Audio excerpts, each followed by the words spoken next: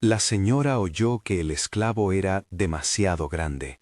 El coronel no daba la talla, pero el secreto que esa frase arrastraba era más ancho que cualquier rumor, y era capaz de abrir una casa por la mitad. En la facenda, la palabra circuló primero en murmullos, como una brisa que no se espera. Apenas el roce de telas, el tintineo de una copa, un paso apagado en las tablas del corredor. Allí donde la noche acostumbra a cubrir vergüenzas y a pulir las máscaras, un rumor alcanzó la sala de visitas y finalmente los oídos de Matilde. Ella escuchó sin querer, con la misma aguja con que se atiende a un sonido extraño en la pared, atento, desconfiado, no por haber sido mujer de mucho que decir, sino porque su hogar no conocía secretos desde que Rodrigo lo gobernaba con sus ausencias y sus castigos discretos. La casa grande se alzaba sobre la colina que miraba al trapiche. La lluvia de azúcar, el polvo blanco y el calor pegajoso se quedaban en los poros de la madera. En las tardes, la luz se estiraba en cuñas sobre los muebles bruñidos y la casa parecía respirar entre dos siglos. La opulencia heredada de generaciones y el silencio de quien ha aprendido a callar para sobrevivir. Matilde vivía en esa respiración contenida. De día, sus vestidos lamían el suelo y su mirar se perdía en el aire caliente que subía de la plantación. De noche, la cama era un territorio compartido con sombras. Rodrigo aparecía, se extinguía, partía. Su matrimonio había sido un arreglo de conveniencias. El resto lo suplían las convenciones, la discreción y la costumbre. Rodrigo Vasconcelos era una figura erguida en el pueblo, uno de esos señores que manejan la ley con la misma mano que manejan la doma del trapiche, firme, sin afectos a la vista. No se sabía de dónde sacaba los dones para viajar, para enviar presentes en cajas selladas, para aparecer en las tertulias de coroneles con su sombrero siempre perfectamente ladeado. En la casa, su despacho era un recinto de madera y cajones olorosos, donde guardaba libros con tapas duras, plumas de tinta y cuentas que solo él sabía sumar. A Matilde, ese despacho le había parecido un laberinto en el que las palabras no alcanzaban. Cuando su marido partía por días o semanas, la casa se vaciaba del lado masculino, pero la autoridad permanecía, órdenes que bajaban como humo, instrucciones para la servidumbre, cuentas que ella, por educación y por prudencia, aprendió a callar. Fue allí, en el escritorio de Rodrigo, donde Matilde encontró la primera grieta. Fue un hallazgo accidental, inevitable. Una carta que no estaba dirigida a su nombre, un sobre sin sello con tinta que temblaba como si quien la hubiera escrito quisiera esconderse aún en las palabras. La carta no fue a primera vista un crimen, era un conjunto de frases cifradas, regalos mencionados sin discreción, referencias a otros latifundios, a jornadas y a hijos, y a nombres que no pertenecían a la ciudad grande, sino a la vida doméstica de las plantaciones. Matilde, que había tenido una educación suficiente para separar una letra de otra, sintió como algo se le descomponía por dentro. Las hojas hablaban con una voz que la casa entera había sido cuidadosamente entrenada para negar. Describían viajes nocturnos, la llegada de jóvenes de buena presencia que venían para ser servidos en casas ajenas y cuyos nombres eran anotados con una economía cruel. Mencionaban la facilidad con la que un hombre podía comprar el silencio si el precio era el correcto. Hacían alusión a encuentros que, en su lenguaje indirecto, dejaban entrever un comercio del cuerpo que nadie en la familia se atrevía a nombrar. En una línea, el remitente agradecía por la discreción y la sombra, en otra prometía silencio a la vuelta de cada cosecha. Matilde leyó y sintió que un frío desconocido le corría por la espina dorsal. No era solo la traición moral lo que la golpeaba, era la revelación de una red que hacía de los humanos mercancías y deuda, una red donde su marido era, sin rubor, ejes y beneficiario. No gritó, no arrojó la carta por la casa, puso la hoja bajo su mano, cerró los ojos y respiró el olor de tinta y de madera. Había en esas letras la confirmación de una hipocresía que ella sospechaba, pero cuyo tamaño no había logrado imaginar. Si la casa grande sobrevivía a base de apariencias, esas letras mostraban que la apariencia era un telón que ocultaba transacciones más viejas y peores que cualquier rumor de riñas vecinales. Desde ese momento, la mirada de Matilde se volvió distinta, menos dócil, más precisa. Empezó a escudriñar los espacios, a releer los gestos de la servidumbre, a escuchar los silencios como si fueran partes de un himno que solo a ella le habían enseñado a entender. El primer impulso fue enfurecerse contra Rodrigo, pero la ira pronto encontró otra forma, curiosidad que se mezclaba con un impulso de justicia. ¿Cómo podía un hombre que se presentaba como guardián de la familia disponer del cuerpo de otros con la misma naturalidad que contabilizaba la contabilidad del azúcar? ¿Qué nombre, si lo habían, tenían aquellos a quienes él reducía a piezas en sus cuentas de banquetes privados? La casa, que hasta entonces había sido un escenario en el que ella apenas conocía su papel, comenzó a ofrecerle segundas lecturas. Matilde se descubrió observadora de los pequeños vínculos, la forma en que el feitor ordenaba a los jornaleros, la manera en que los médicos miraban a los jóvenes recién traídos, el temblor contenido en la sonrisa de las mucamas cuando el coronel regresaba cargado de presentes. Fue así como su atención se posó en Silverio. Silverio no era un personaje habitual en las comidas de la casa grande. Tenía una compostura que desentonaba con la brutalidad mecánica del trapiche. Hablaba con meditación, conocía los nombres de los árboles, sabía recitar pasajes de sermones que había escuchado en la iglesia matriz y, según algunos, leía catecismos en noches robadas. Era un hombre joven, de manos firmes y mirada que no huía. Su educación, limitada por los patrones de la esclavitud, mostraba signos de una cultura interna. Palabras ahorradas, gestos suaves, una seriedad que a menudo pasaba por tranquilidad. A Matilde, su presencia le alcanzó como una sorpresa. No era la presencia que esperaba, sino la que necesitaba, como quien encuentra un instrumento musical entre los instrumentos rotos. Las primeras miradas fueron traslapos de costumbre. Ella lo veía al paso, en la sombra de la cocina, en la esquina de la iglesia, cuando los labios de Silverio se dejaban asomar a una oración que sabía más de memoria que de fe impuesta. Ella lo observaba con una mezcla de rabia y ternura, rabia por la injusticia y ternura por la dignidad que Silverio mostraba, incluso cuando su día se llenaba de órdenes ajenas. No tardó en ocurrir que la curiosidad se transformara en conversación, y la conversación en un encuentro que ambos se esforzaron por definir. El primer acercamiento que no cabía en la observación tuvo lugar en la huerta, un espacio donde el vapor de la casa no alcanzaba y el sol descendía en franjas anaranjadas. Matilde pidió a la mucama que le llevara un ramo de hojas medicinales. Dijo que eran para su madre ausente, que necesitaba algo de frescura. Silverio, que de vez en cuando había sido asignado a cuidar alguna de las plantas del jardín, apareció con manos ágiles para apartar las ramas, con la compostura que da el trabajo repetido. Se interrumpió una distancia larga que los dos habían aprendido a respetar. No hubo palabras grandilocuentes, ni confesiones de novela. Hubo más bien una inclinación de cabeza, una pregunta velada sobre la salud de la planta y un comentario de ella sobre el viento. Silverio habló de la tierra como quien pronuncia una verdad antigua. La tierra guarda más de lo que parece, dijo con voz baja, y la frase alcanzó a Matilde como una revelación. Ella respondió con algo ligero, pero susurro y acto fueron suficientes para abrir un pequeño corrugado de intimidad. Ambos se dieron cuenta de que allí, entre sombras de hojas y sol, existía un terreno común, donde la conversación podía existir, sin la presencia de Rodrigo. Los encuentros siguientes se fueron entretejiendo con la rutina de la casa. Había en ellos la discreción de quien entiende que la mirada ajena puede ser peligrosa. Matilde empezó a pedir excusas para salir al jardín, para revisar la despensa, para supervisar una costura que hería su paciencia. Silverio, por su parte, se ofrecía con una naturalidad recatada. Traía un vaso de agua, hablaba de la época de la siembra, contaba historias de su infancia en voz baja, de una madre que le había enseñado los nombres de las hierbas. Hablar de memoria con alguien que ha sido privado de su tiempo propio tiene algo de confesión. Cada anécdota era para Matilde una llave que abría una puerta a la humanidad de Silverio, a su historia, a su familia.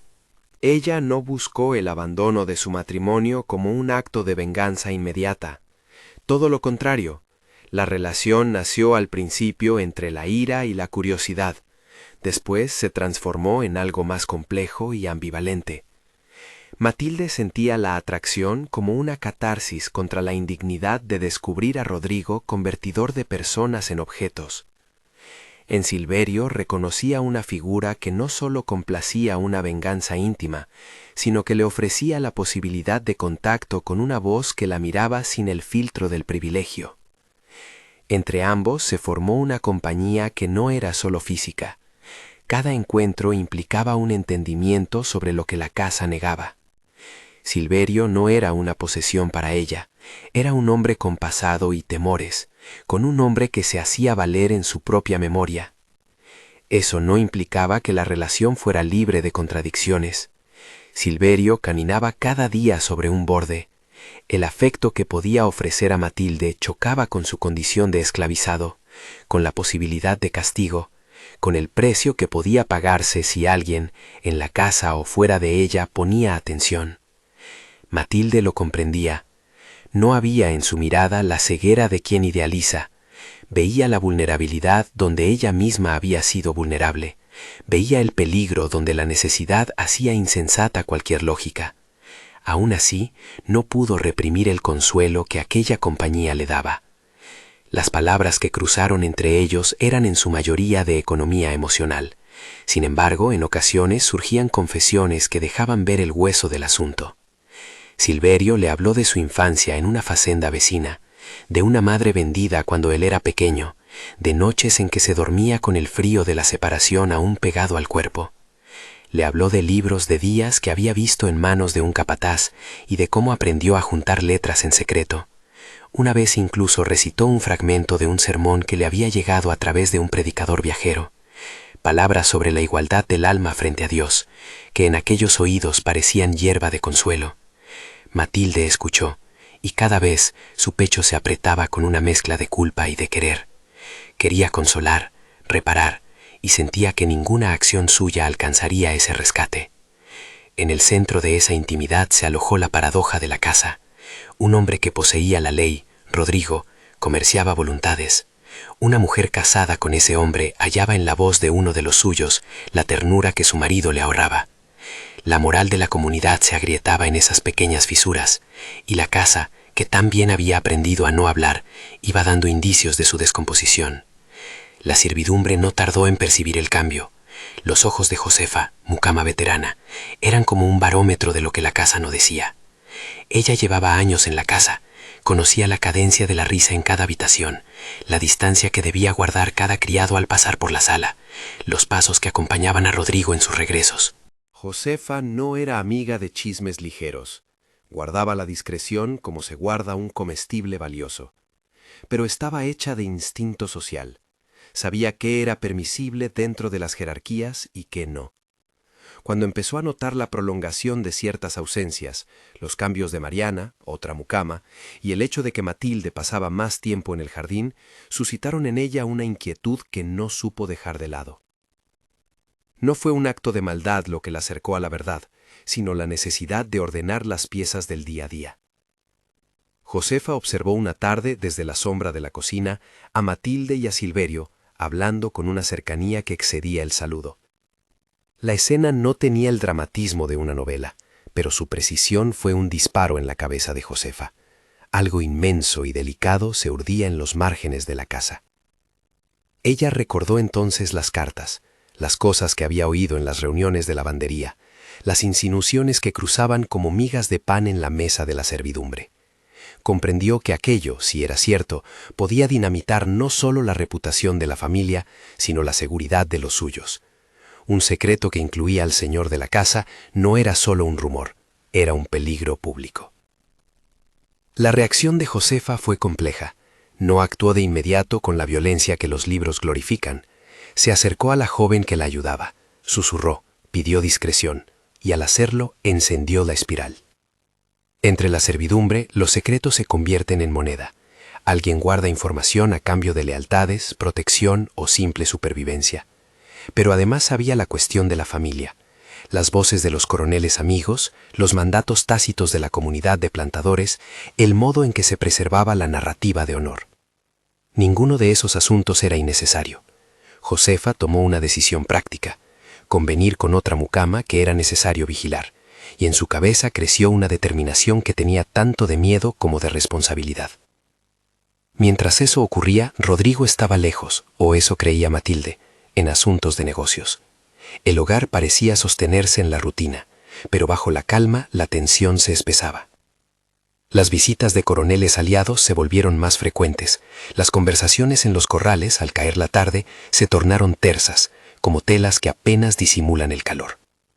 Matilde observaba todo con un nervio nuevo. Se volvió más consciente de los silencios, de las miradas que se rozaban y se apartaban, de los gestos que antes le eran invisibles. Ella ensayó varias veces la posibilidad de confrontar a Rodrigo con las cartas. Pensó en la venganza, pensó en la exposición, pensó en silencio. Cada vez que tocaba la idea de la revelación, notaba algo en su garganta que le impedía actuar. La conciencia de exponer al marido iba a provocar no solo su caída, sino la de todo lo que la sostenía: la casa, los sirvientes, la relación de poder en la que ella misma estaba atrapada. En uno de los pocos momentos en que la tarde apartaba su bochorno para dejar pasar una brisa más fresca, Matilde y Silverio compartieron una conversación que, a los ojos de cualquiera, podría haber parecido inocente. Ambos hablaban del agua, de la sequía que ese año había arruinado parte de la cosecha, de lo que significaba cuidar los pozos y conservarlos para la temporada siguiente. Pero en las palabras evitadas surgían silencios que decían más: la necesidad de planear, la inquietud por el porvenir, el deseo de encontrar una grieta a través de la cual escapar de los roles impuestos.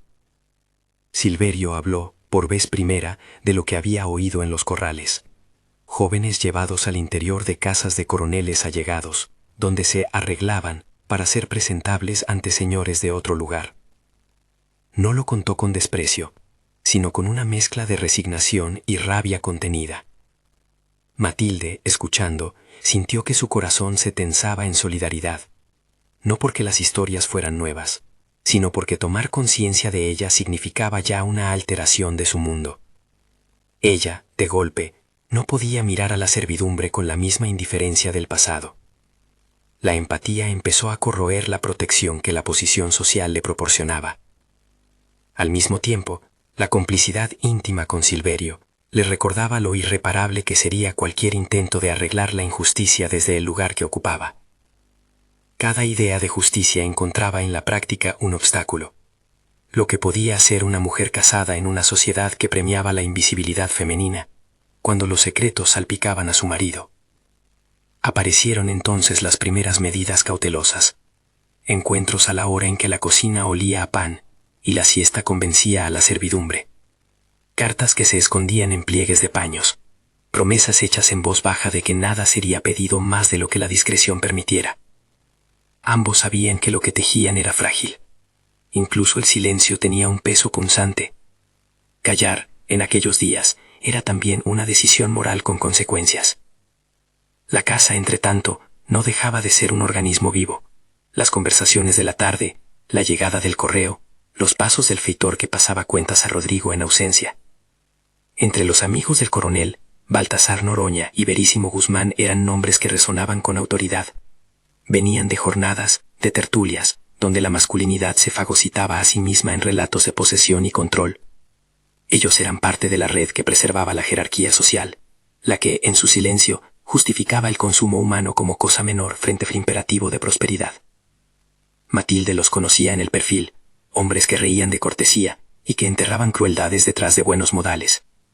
No era difícil imaginar las palabras que se dirían si el rumor llegara a las mesas donde se tomaba vino: actos inconvenientes, excesos, negligencia de la señora, y la inmediata fórmula de salvación: retirar al esclavo, ponerlo a la venta, reparar la honra. En aquella sociedad, la honra se medía por la invisibilidad de lo que ocurría en las sombras.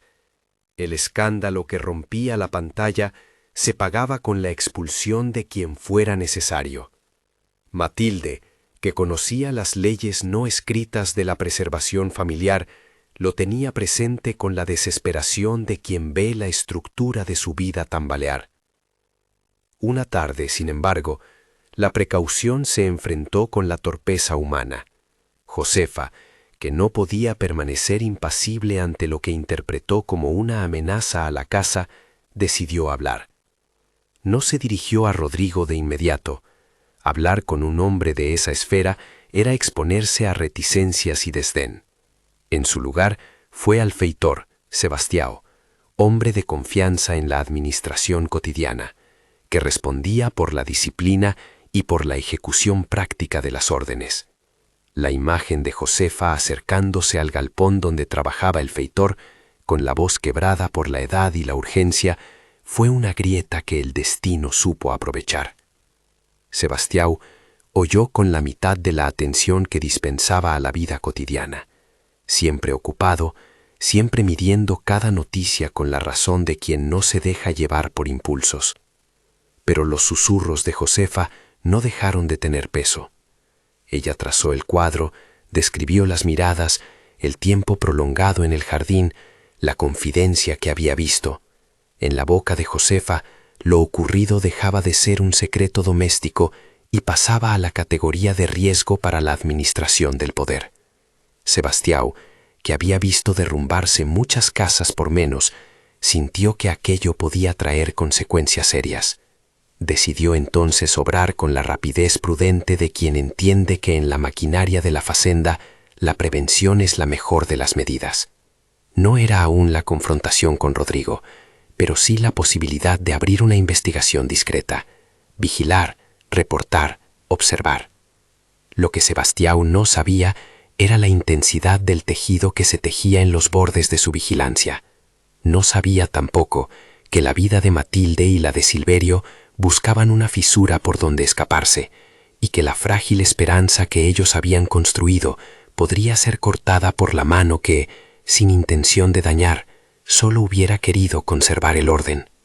En uno de aquellos atardeceres en que el cielo se abriga con capas de color y la brisa baja trae el olor de la caña cortada, Matilde y Silverio acordaron encontrarse en el viejo galpón de herramientas.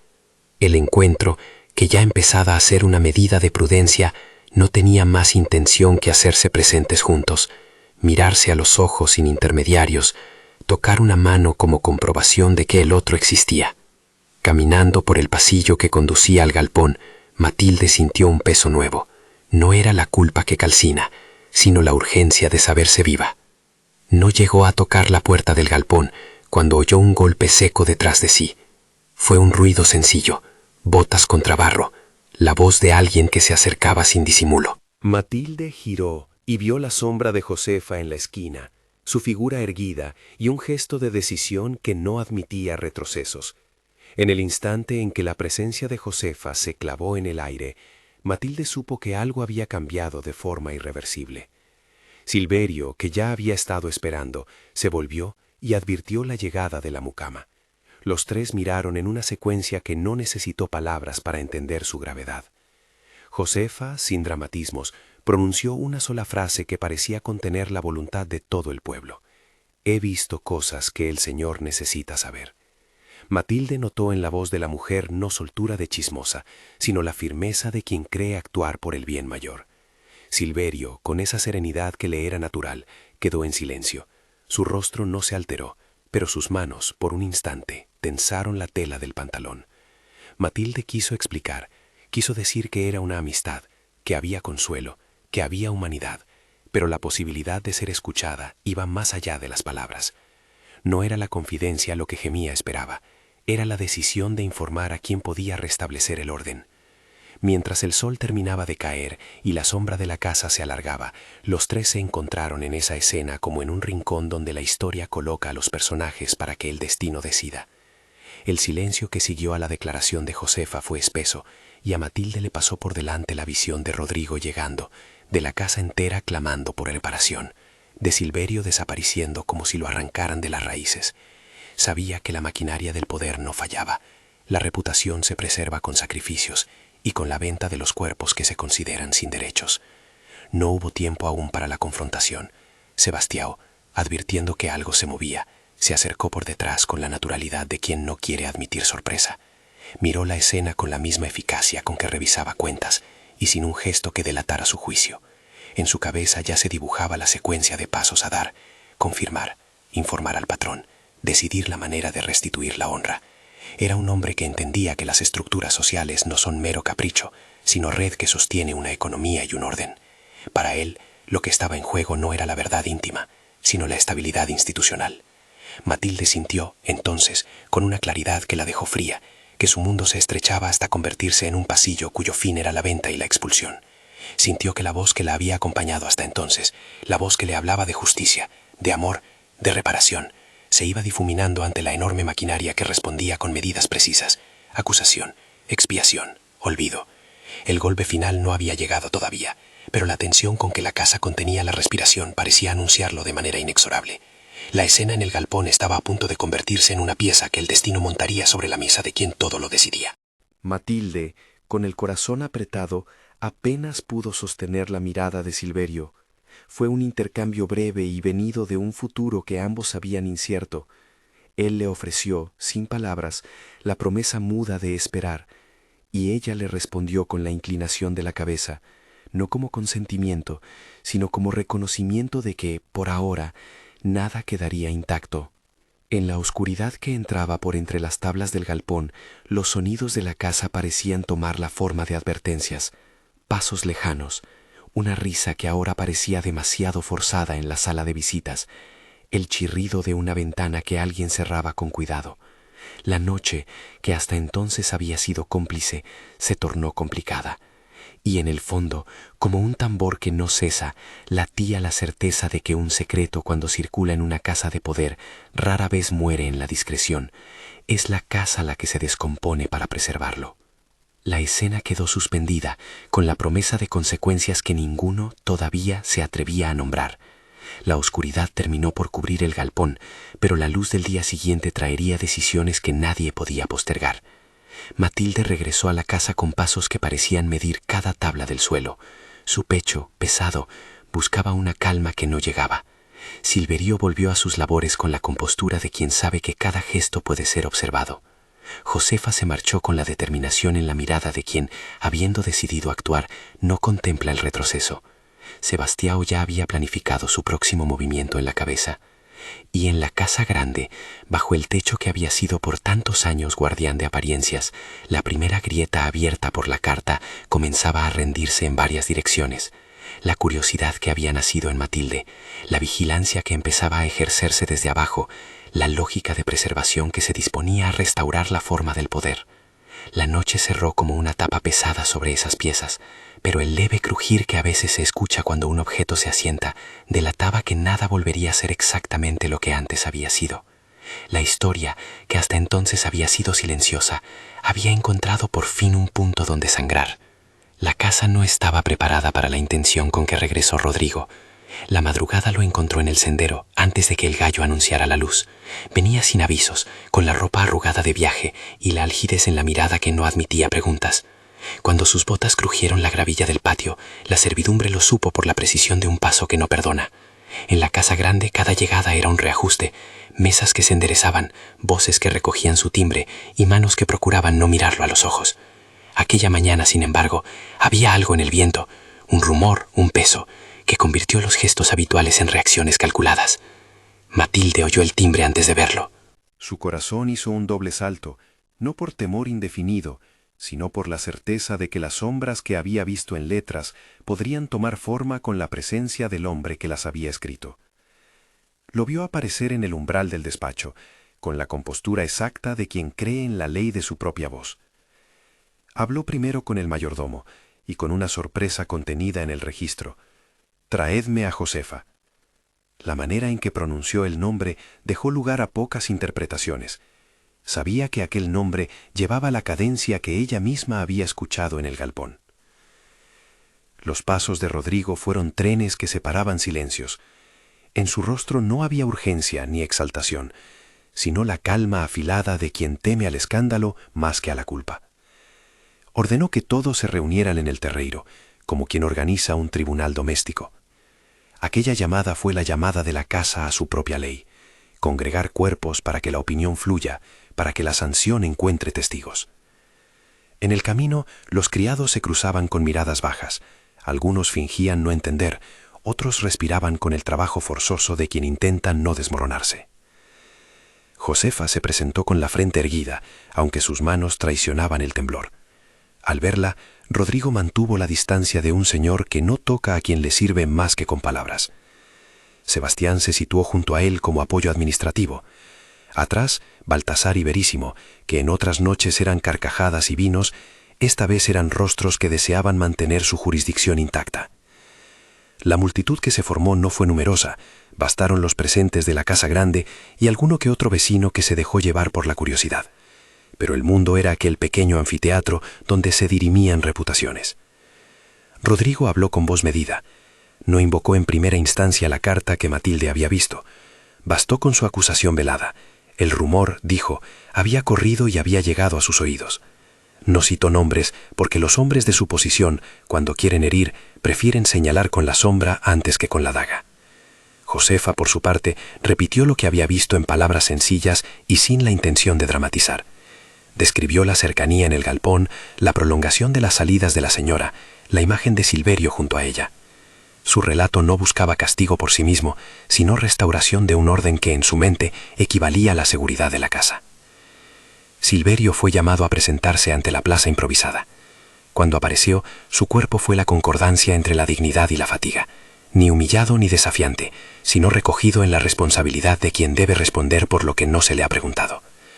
Lo hicieron pararse al lado de Matilde, un gesto que tenía de teatral y de condenatorio. Allí, frente a la mirada de su señor y de sus pares, se dibujó el conflicto en su forma más cruel. Un hombre negro acusado ante un universo que ya había decidido su sentencia antes de oír el testimonio. Matilde sintió que su garganta se estrechaba. La idea de hablar, de explicar la naturaleza humana que había encontrado en Silverio, parecía inútil ante la maquinaria del honor masculino que operaba alrededor. Aún así, la mujer tuvo un destello de furia que fue más de coraje que de orgullo. Recogió los papeles que había guardado entre los vestidos, aquellas cartas que habían abierto la grieta, y los sostuvo sin mostrar las palabras, con la intención de que el simple objeto diera a entender la profundidad de la traición que había inspirado su acercamiento a Silverio. Fue un gesto pequeño, pero cargado, quien explicó que la curiosidad de una mujer no era coartada, sino reacción. Rodrigo se rió en un sonido que no vino de alegría, sino de suficiencia. Mucho peor, sus amigos rieron con él, porque en sus risas se afirmaba la pertenencia a un orden que justificaba la intemperie del abuso. Quien hubiera permitido que la honra se mancillara, tenía que pagar, de modo que el resto aprendiera. Sin demora, Rodrigo nombró la pena que la sociedad de su época consideraba expiatoria en esos casos, la venta del esclavo. Hizo nombrar a un comerciante de otra comarca, a un hombre cuyos barcos llevaban cuerpos y retornaban con dinero claro. La sentencia fue una ruptura administrativa. Silverio, el hombre que había mostrado saber y ternura, iba a ser trozo de mercado. Matilde, con las manos apretadas alrededor de los papeles, escuchó la condena como una máquina que despacha vidas. Intentó hablar, pronunció palabras que no llegaron a ser protesta, sino súplica. Ofreció el escándalo a cambio de la libertad de Silverio. Denunciaría las cartas, revelaría la verdad del señor, haría hablar a la casa si era preciso. Fue una jugada que mezcló el temor y la astucia. Sabía que una mujer podía golpear el equilibrio social si estaba dispuesta a naufragar con su marido. «¿Expondrás a la familia, señora?», preguntó Rodrigo con sonrisa de hierro. Matilde respondió que no quería destruir, sino reparar, que su único deseo era no ver arrojado a un hombre al comercio humano. Habló en voz que buscaba la autoridad moral más que la declamación. Pero entre sus frases y la decisión del coronel había un abismo. La lógica del poder estaba escrita en otra ley. Rodrigo, para mostrar que no temía al escándalo, desplegó ante la gente los extractos de cartas que colocaban a Matilde en una luz complicada, insinuaciones contenidas que podían interpretarse en cualquier sentido. Fue un movimiento con doble filo. Si mostraba las letras, también se exponía a él, pero su cálculo era otro. La sociedad, aseguró, preferiría creer en la culpa de la señora antes que en la perversión del patrón. Sus amigos asentían. En la supervivencia del honor, el daño se reparte según las reglas de quien manda. El resultado fue el anunciado. Silverio sería vendido lejos y de inmediato. Entonces, con la frialdad que dan los gestos aprendidos, Sebastião ordenó su detención temporal en el pesebre, el lugar utilizado para guardar animales o herramientas, donde la dureza del suelo recordaba a poco su humanidad. Manos fuertes, no violentas más allá de la obligación, sujetaron a Silverio y lo condujeron. No hubo gritos, solo el golpe sordo de las puertas al cerrarse. Matilde quiso seguirlo, estuvo a punto de ir, de atravesar la plaza, de agarrar la túnica de su marido. Su pie quedó detenido, como imagen de una voluntad vencida por la cadena de lo posible. La casa, que había sido escenario de su despertar y esperanza, volvió a cerrarse en torno a ella como un cascarón. Los días que siguieron fueron una sucesión de pequeños procedimientos administrativos revestidos de normalidad. Se hizo una subasta en la plaza del pueblo. Alguien del exterior ofreció un precio que equilibraba la necesidad del comprador y la urgencia de Rodrigo de mostrar que la disciplina se había restituido. Entre los compradores hubo crudos negocios. No se preguntó por la vida que se arrancaba, solo por su rentable capacidad de trabajo.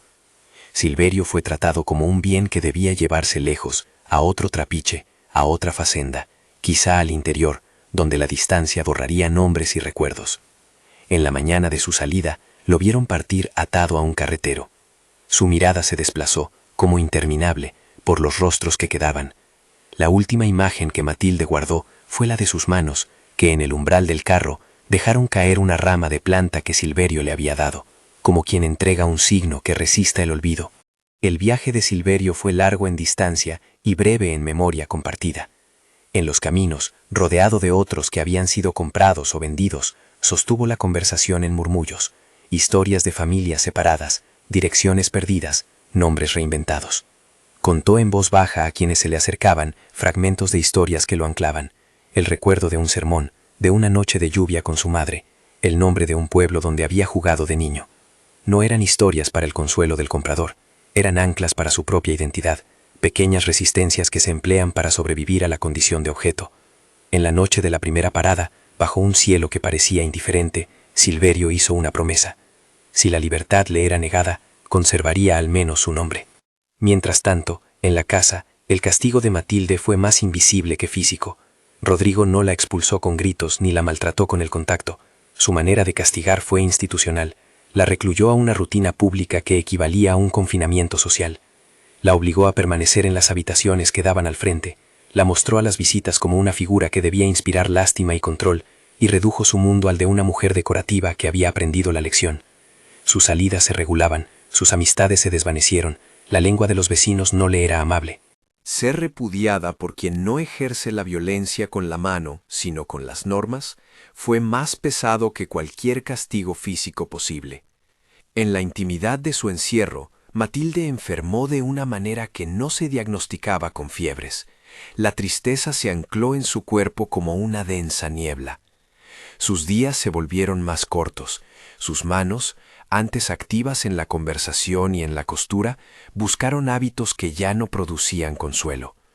Intentó escribir, pocas veces, cartas que no llegaron a destino.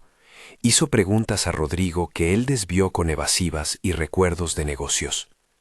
La mujer que había intentado jugar con el fuego de la justicia terminó cubierta de ceniza. A veces, en las horas de mayor silencio, llamaba a Silverio en voz tan baja que ni las paredes la oían. Repetía el nombre como si nombrarlo fuera conjurar su regreso.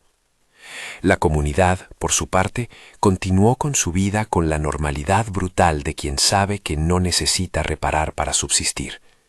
Baltasar y Verísimo retomaron sus tertulias. Los corregidores siguieron tan ocupados en contar ganancias como antes, y la iglesia hizo sus misas sin interrogar su propia complicidad. En las conversaciones privadas, algunos decían, fue lo mejor para todos. Otros, con un gesto que buscaba disimular la conciencia, echaban la vista a otra parte. En la memoria colectiva se fue asentando un relato práctico. La casa había sido restaurada, la honra devuelta. Pero las sombras no se quitan con decretos. Al contrario, se profundizan donde no se permiten preguntas. Pasaron años. La venta de Silverio le abrió a Matilde un abismo que no supo cómo cerrar. Intentó buscarle por cartas enviadas a capitanes y comerciantes. Mandó indagaciones a pueblos vecinos. Ofreció dinero en silencio a quien preguntara por su paradero. Nada rindió fruto. Los registros oficiales, cuando existían, eran minucias escritas para facilitar cuentas, no para mantener identidades. Los nombres mudaban, las personas se perdían en la red de compraventas, y la realidad de quien había sido desplazado tendía a transformarse en una nota al pie. Matilde recorrió oficinas administrativas, habló con funcionarios que pestañeaban ante el nombre de Rodrigo Vasconcelos como si fuera una autoridad sacrosanta. Preguntó por hombres llevados en caravanas. Sus búsquedas parecían, a menudo, chocar contra un muro de indiferencia. Silverio, lejos de la casa grande, vivió la brutal rareza de quien es arrancado de sus afectos. En los primeros meses, el recuerdo de Matilde fue su consuelo. Recordaba la forma en que ella hablaba de las hierbas, la manera en que había inclinado la cabeza cuando le escuchaba recitar. Pero también se dio cuenta de que la vida lejos del lugar iba modelando sus días con costumbres nuevas. Aprendió los nombres de los nuevos patrones, comprendió que la supervivencia exigía tranquilidad y trabajo. Con el tiempo, su resistencia se volvió más estratégica. Cultivó amistades, hizo favores para ganar alguna confianza, mantuvo su dignidad evitando la ruptura. Eso no significó que lo olvidara todo. En la quietud de las noches, los recuerdos de la casa grande y de Matilde acudían, como sombras bondadosas que no demandaban volver. Matilde envejeció en los márgenes de su propia residencia. Su tez perdió el brillo. La presencia de mujeres jóvenes la acompañó en las labores domésticas sin demasiado afecto. Su salud declinó en silencios y suspiros. Su espíritu se alimentó de la memoria de lo perdido. Hubo un día, años después, en que la noticia de una ley que abolía la esclavitud llegó hasta la facenda con el rumor y la incredulidad. La princesa sancionó la ley, dijo un mensajero, sin saber del peso de las palabras que llevaba. La Ley Áurea de 1888 fue un hito legal que abrió puertas para muchos, pero no borró heridas ni juntó cuerpos separados por décadas. Para Matilde, la libertad decretada fue una posibilidad de búsqueda renovada. Supuso, con fortuna, que Silverio podría estar vivo y en algún sitio con la autonomía suficiente como para que ella lo hallara. Movida por esa esperanza, Matilde emprendió una búsqueda más sistemática. Viajó a registros parroquiales, habló con antiguos capataces, preguntó por nombres que habían podido cambiar. Reunió testimonios que eran islotes de memoria. Vi a un hombre con ese nombre en una feria. Oí de alguien que trabajaba en una casa cerca del río. Tal vez tenga descendientes en el pueblo de X. Construyó un mapa de indicios que siempre terminaban en un punto borroso. Las décadas habían fragmentado las historias. Los hijos y nietos que habían nacido en tierras nuevas no siempre conocían el nombre original de sus ascendientes. Aún así, Matilde persistió, movida por la culpa, por la deuda moral y por el recuerdo que se había vuelto necesidad. La verdad es que pocas búsquedas son resueltas después de tantos años. Las rutas del mercado humano habían reescrito identidades. Las muletas de la memoria no siempre alcanzaban para reconstruir las trayectorias.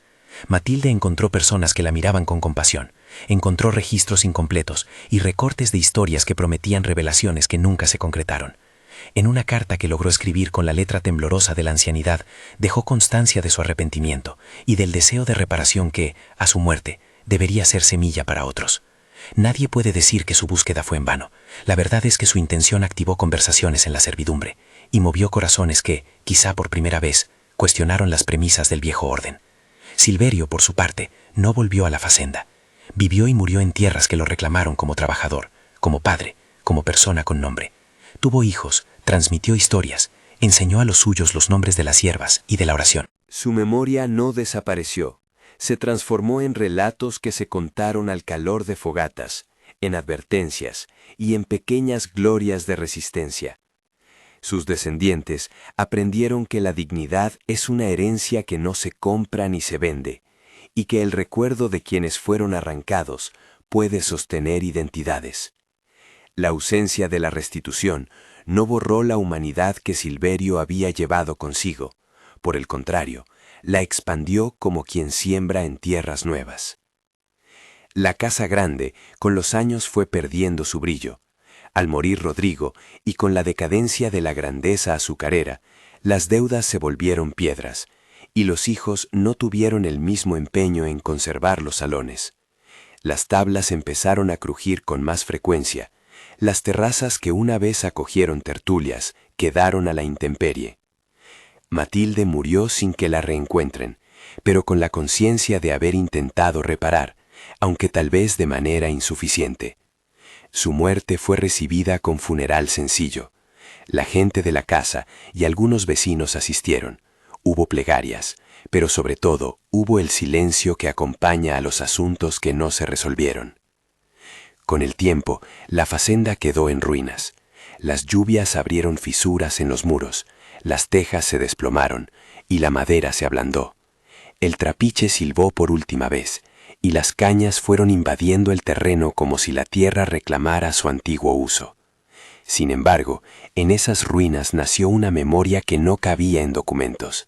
La voz de los descendientes de la servidumbre recordaba a Silverio como un hombre de nombre propio, y a Matilde como la mujer que, a su manera, intentó desafiar la injusticia. En las tardes, cuando el viento se colaba entre las paredes derruidas, algunos contaban la historia en torno a una mesa inexistente, la secretaría en que hubo cartas, el galpón donde un amor ocurrió y fue descubierto, la partida de Silverio. Aquellas narraciones se convirtieron en hilos que tejían una resistencia silenciosa contra la amnesia. La memoria oral que circundó la fazenda no olvidó el detalle que el título del rumor había prometido convertir en escándalo. La frase cruel que alguna vez corrió entre voces, demasiado grande, fue reinterpretada por generaciones como metáfora del tamaño del escándalo y del poder que lo permitió. No se trató de poner el foco en un cuerpo, sino en la desmesura del privilegio. La comunidad, al relatar, hizo un trabajo de ética. Dejó claro que la grandeza a la que se refería el chisme no era de hombre alguno, sino de una estructura que con sus espacios y leyes se creyó superior a la vida humana. Demasiado grande fue la impunidad, decían algunos, y en esa frase se concentraba la condena más precisa. Años después, un bisnieto de Josefa se sentó un día en la sombra de un mango que crecía sobre lo que había sido la cocina y contó la historia a su nieta. Le habló de un hombre que cuidaba plantas y que había enseñado a amar la palabra. Le habló de una mujer que finalmente reconoció que su vida había sido sostenida por quienes trabajaban sin ser nombrados. En ese relato, la fazenda dejó de ser solo piedra y madera para convertirse en archivo humano, un lugar donde se guardaban nombres y heridas. La joven escuchó y entendió que la memoria era, en sí misma, una forma de justicia. El epílogo de esta casa no es de reconciliación completa.